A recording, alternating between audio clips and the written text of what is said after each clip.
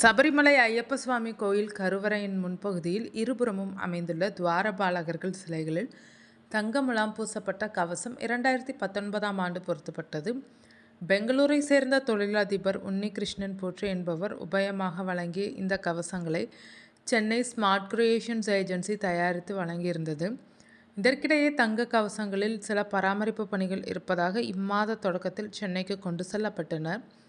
அதே சமயம் Sabarimala special commissioner மற்றும் ஐகோர்ட்டின் அனுமதி இல்லாமல் தங்க கவசங்கள் பராமரிப்பு பணிக்காக சென்னைக்கு கொண்டு செல்லப்பட்டதாக சரியான நடவடிக்கை இல்லை எனவும் அவற்றை திரும்ப கொண்டு வர வேண்டும் என சென்னை ஸ்மார்ட் கிரியேஷன்ஸ் ஏஜென்சி மற்றும் உபயதாரரான உன்னிகிருஷ்ணன் போற்றி ஆகியோருக்கு கேரளா ஐகோர்ட் உத்தரவிட்டிருந்தது.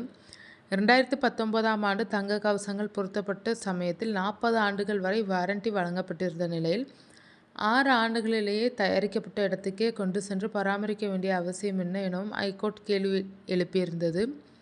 இதையடுத்து தங்க கவசங்கள் மீண்டும் சபரிமலைக்கு கொண்டு செல்லப்பட்டனர். விரைவில் அவை பழையபடி பொருத்தப்படும் எனவும் அறிவிக்கப்பட்டிருந்தது. இதற்கிடையே சுமார் 40 கிலோ எடை கொண்ட தங்க கவசங்களில் சுமார் 4 கிலோ எடை குறைவாக உள்ளது கண்டுபிடிக்கப்பட்டது.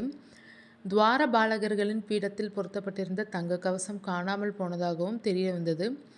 அவை தேவசம் போர்டின் லாக்கர் அறையில் உள்ளதாக உன்னிகிருஷ்ணன் போற்றி கூறியிருந்தார். துவாரபாலகர்களின் பீடத்தில் இருந்து தங்க கவசங்களை கண்டுபிடிக்க வேண்டும் என ஐகோர்ட் உத்தரவிட்டதை தொடர்ந்து தேவசம் விஜிலன்ஸ் லாக்கர் அறைகளில் சோதனை நடத்தியது. மேலும் அவற்றை உபயமாக வழங்கிய உன்னிகிருஷ்ணன் போற்றின் பெங்களூரில் உள்ள வீட்டிலும் திருவனந்தபுரத்தில் உள்ள வீட்டிலும் சோதனை நடத்தப்பட்டது. அதில் கிடைத்த தகவலின் அடிப்படையில் திருவனந்தபுரம் வெண்யாரமோடு பகுதியில் உள்ள உன்னிகிருஷ்ணன் போற்றியின் சகோதரி மினி அந்தர்ஜனம் என்பவரின் வீட்டில் இருந்து மீட்கப்பட்டது. சபரிமலை துவாரபாலகர்கள் இந்த பீடங்கள் 2021ஆம் ஆண்டு முதல் உன்னிகிருஷ்ணன் போற்றியின் உதவியாளரான வாசுதேவனின் வீட்டில் வைக்கப்பட்டுள்ளது. இது குறித்து விசாரணை நடத்த கேரளா ஐகோர்ட் உத்தரவிட்டதை தொடர்ந்து தனது வீட்டில் அவற்றை பாதுகாக்க முடியாது என வாசுதேவன் தெரிவித்துள்ளார். இதையடுத்து அவற்றை உன்னிகிருஷ்ணன் தனது சகோதரி வீட்டுக்கு எடுத்து சென்றதாக விசாரணையில் தெரிய வந்துள்ளது.